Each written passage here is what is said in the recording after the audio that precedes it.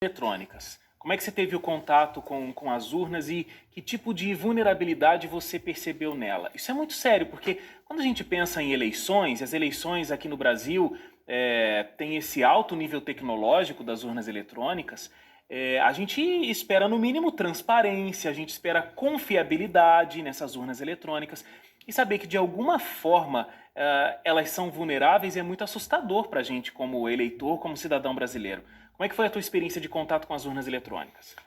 Certo. Então, o meu primeiro envolvimento foi em 2012, eu era professor da Universidade de Brasília na época. Aí eu participei de testes organizados pelo TSE. Então, antes de cada eleição, o TSE organizava um conjunto de testes restritos, então a gente tinha que obedecer uma série de regulamentações e de restrições, que esses testes permitiam a pesquisadores da indústria e da academia avaliar a segurança dos mecanismos implantados no software de votação presente instalado nas urnas eletrônicas antes da eleição. Então, eu participei coordenando uma equipe da UNB. Foi um teste bem curto, assim, a gente teve apenas 3 dias para atacar o sistema e apenas 5 horas para observar o software do código-fonte do software de votação, né, que é aquilo que os programadores de fato escrevem, assim, depois é transformado no formato binário que a urna executa.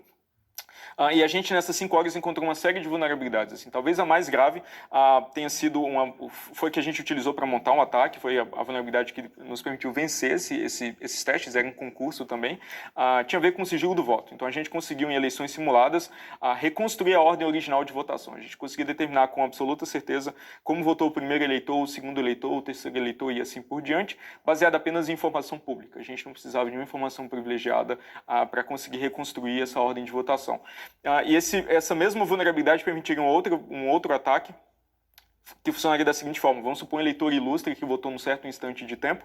A partir desse instante de tempo, como a urna armazena a hora que cada eleitor votou, você consegue descobrir a posição desse eleitor ilustre, use a criatividade, né, alguma autoridade do país, você consegue descobrir a ordem que ele votou na fila de votação. Se você é capaz de recuperar os votos em ordem, você consegue dizer exatamente como esse eleitor votou. Isso com impacto possível até em eleições passadas, se elas utilizaram uma versão igualmente vulnerável do software. A gente também encontrou outros problemas de segurança, algumas ocorrências de práticas ruins do ponto de vista de segurança.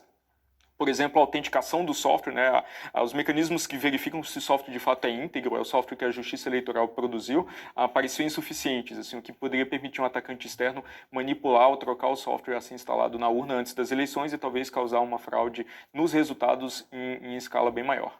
Então, se não tiver um acompanhamento muito próximo, a gente poderia ter uma manipulação de uma eleição. Sim, mas um grande problema de utilizar sistemas puramente eletrônicos de votação é que a sociedade não consegue fazer esse acompanhamento de maneira Claro. efetiva, né?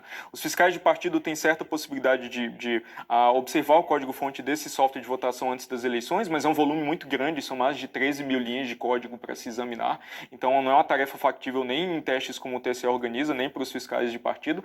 O que acontece de fato é que todos estamos incondicionalmente confiando no TSE para ter eleições seguras e confiáveis. Assim. O que, do ponto de vista de segurança, do ponto de vista da doutrina da área de segurança, não é razoável.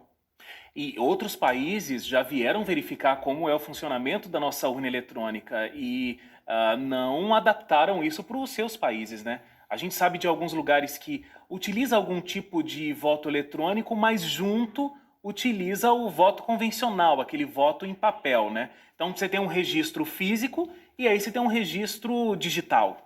Sim, é bem interessante observar esse movimento mundo afora. Talvez aqueles que tivessem dimensões menores e o custo não justificasse informatizar eleições para um país tão pequeno. Alguns votaram para eleições em papel, porque é possível fazer eleições com cédulas em papel de maneira segura. Talvez Claro. o problema seja muito mais desafiador com um país tão heterogêneo e tão grande como o Brasil, mas, novamente, não é impossível, mas é bem mais difícil. Produzir também um registro físico do voto, que pode servir para recontagem, por exemplo, para conferir se ou transformar o seu sistema para produzir também um registro físico do voto, que pode servir para recontagem, por exemplo, para conferir se a contagem eletrônica foi feita de maneira honesta. Lembrando que máquinas vão agir de maneira honesta se elas forem programadas para agir de maneira honesta. Né? Esse mito da máquina honesta, ele é muito curioso, mas ele não tem lastro na realidade. Assim.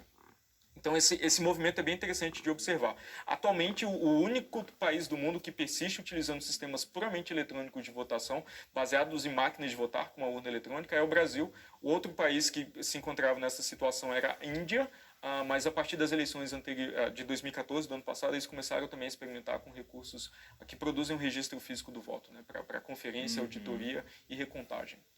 Olha, no ano passado, o TSE publicou uma cartilha sobre segurança das urnas e diz o seguinte, que esses mecanismos foram postos à prova durante os testes públicos de segurança, nos quais nenhuma tentativa de adulteração dos sistemas ou dos resultados da votação obteve êxito. O TSE afirma que uma urna eletrônica conta com o que há de mais moderno em criptografia hoje, o que ela é extremamente segura. Mas aí você está me contando que foram encontradas brechas, né? Sim, eu inclusive contesto boa parte do conteúdo dessa afirmação. Nós vencemos os testes de 2012 explorando uma vulnerabilidade real no sistema e o trecho de código, a construção insegura que a gente encontrou, por exemplo, era conhecidamente insegura desde 95. Assim, então não dá para dizer que era algo na fronteira tecnológica. Era, na verdade, um problema de livro-texto que a gente encontrou, um erro de livro-texto que a gente ensina para os alunos de graduação a não cometer, que a gente encontrou num pedaço do sistema, né, no componente do sistema, que era fundamental para proteger o sigilo do voto. Então, eu acredito, assim, eu posso afirmar, né, que a gente observou vários outros problemas do ponto de vista de segurança. Então, eu diria que o que a gente observou nas evidências técnicas que a gente coletou a partir do sistema, de fato não satisfazem a definição ou a noção de segurança que o TSE costuma transmitir em sua propaganda. Você falou que é complicado, a sociedade não pode acompanhar, a gente tem que confiar todo o processo de segurança ao TSE. Me explica uma questão. Se vai haver, se por exemplo acontecer algum tipo de adulteração de voto, algum tipo de quebra de sigilo de voto, porque eu posso ir lá reconstituir a ordem, posso saber que celebridade votou em alguém ou alguma pessoa simples votou em alguém. Se isso acontecer, seria via um processo do TSE, porque o TSE afirma que é muito complicado um ataque às urnas eletrônicas porque elas não têm nenhum tipo de conexão à internet, como a gente estava falando agora há pouco dos celulares ou até dos caixas eletrônicos. Sim. Então é isso mesmo? É difícil que aconteça um ataque às urnas eletrônicas fora do TSE? Para acontecer algum tipo de adulteração de voto, algo semelhante, teria que ser um processo do próprio TSE se corrompendo, uma corrupção dentro do TSE. Vamos tentar partir a pergunta em algumas partes. Assim, exato. Bem, um sistema puramente eletrônico de votação, talvez ele produza evidências de fraude para quem controla o sistema. Assim. Então, talvez o TSE esteja numa posição privilegiada para determinar que tipo de fraude funciona ou não funciona contra o sistema. Isso é evidente. Assim. Para a sociedade, é muito difícil a gente, de fato, conseguir fiscalizar, porque o cidadão que vota na urna, o especialista que é interessado pelo assunto, ele não consegue, enquanto ele vota, por exemplo, saber se o sistema registra as escolhas dele de maneira correta, certo? É preferível, do ponto de vista de segurança, que a urna não tenha conexão à internet, senão aquela superfície de ataque que eu descrevi anteriormente acabou de ficar maior. Claro. Porque agora você tem mais uma conexão para proteger, essa conexão, de repente, se ela for sem fio, por exemplo, é um vetor de ataque que um atacante pode utilizar. Então, é preferível que essa conexão não exista. Mas, ao mesmo tempo, é bom lembrar que a urna eletrônica interage com máquinas via cartões de memória que têm conexão com a internet. Por exemplo, quando a gente termina a votação, a urna produz uma série de arquivos num pendrive chamado a mídia de resultados. Esse pendrive é extraído e colocado numa máquina do TRE para transmitir seu conteúdo para totalização. Isso no final do dia? Isso no final do dia ou durante a votação? Encheu aquele cartão, troca o cartão? Como é que... Esse caso específico da mídia de resultados é no final do dia. No final do dia. Mas talvez um ponto bem mais sensível que eu acho importante descrever é o processo de transmissão e instalação do software. Porque o software é produzido no TSE, o TSE é responsável por escrever o software de votação, e é transmitido para país afora via algum tipo de conexão. Eles dizem que é um link dedicado, mas eu suponho que esse tráfego passa pela internet em certo ponto, ou pelo menos existem operadores que transmitem o software do TSE para os TREs para ser gravado em cartões que instalam software na urna. Então, se há algum tipo de manipulação durante a transmissão desse software, ou nos cartões que já tem o software a ser instalado na urna eletrônica, você pode, de fato, infectar um conjunto de urnas com um software malicioso que não mais vai se comportar de maneira honesta, isso mesmo antes das eleições acontecerem. Então, quando eu observo funcionamento, né, o processo eleitoral no Brasil, algo que me chama bastante atenção e que me preocupa é essa possibilidade de existir algum tipo de fraude interna, que não implica necessariamente na corrupção da instituição como um todo, assim, pode ser simplesmente um agente malicioso dentro do TSE que por algum motivo decidiu, decidiu, não sei, fraudar eleições e tem algum interesse nisso. Então ele esconde algum tipo de código malicioso no software de votação. Esse software de votação é transmitido para o país inteiro, ele dá a aparência de se comportar de maneira correta e normal, talvez ele passe até alguns testes com uma votação paralela e outros mecanismos que existem para tentar evitar esse caso, mas a gente encontrou condições que permitiram ainda assim isso ser possível, e esse software passa a se comportar de maneira desonesta durante toda a eleição, sem isso poder ser detectado pelo eleitor. O engenheiro Amilcar Brunazzo Filho, um dos técnicos que auditaram as urnas a pedido do PSDB. Ele conversou por Skype com o repórter Mauro Talhaferri. Amilcar, uma delegação da Organização dos Estados Americanos acaba de atestar a segurança do sistema eleitoral eletrônico brasileiro. Você concorda com esse parecer?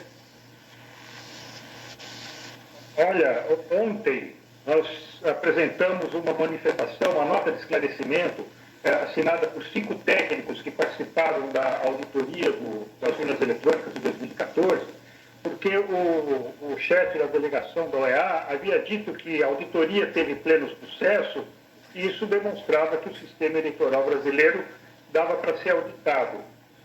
Como não é essa verdade, o nosso relatório diz o contrário, o nosso relatório da auditoria de 2014 diz que o TSE não permitiu que a auditoria se desenvolvesse a contento, de maneira que foi inconclusiva a perícia.